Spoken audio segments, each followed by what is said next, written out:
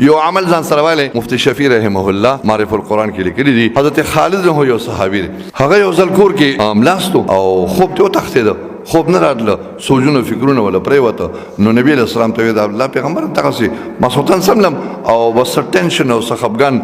راشي او بس نو نبی علیہ السلام ورته فرمایل چې کله اوده کېږي نو درې ځلې د اتلسمې سپارې د آیات رب اعوذ بک من همزات الشیاطین واعوذ بک رب ان یحضرون دا یو درې ځله وایه په خپل سینه باندې چوف کوه شپه به د ښه په آرام او پرسکونه خوب باندې به چې کوم دی اوده کېږي دا پریشانه غلط خوبونه او غلط تصورات او يرونکي خوبونه دا بنه ګوري نو دا آیات ځان سره کې اتلسمه سپاره ده رب اعوذ بک من همزات الشیاطین واعوذ بک رب ان يحضرون دا ماسخوتن ویا په دې دغه باندې په خي اړه باندې سملا دا الله سره والے دلته د وخت سره کېدا او خپل لګی شان رحمت کا دا بل لاس په خو باندې کېدا سنت طریقې سره سملا نو په دې سنت طریقې ملاست باندې با یو خو به خوب پر سکون وي بل يرون کې خوبونه او ګډ خوبونه باندې ګوري الله دې توفیق راکړي واخر دعوانا الحمد لله رب العالمين ربنا لا تزغ قلوبنا بعد إذ هديتنا وهب لنا من لدنك رحمة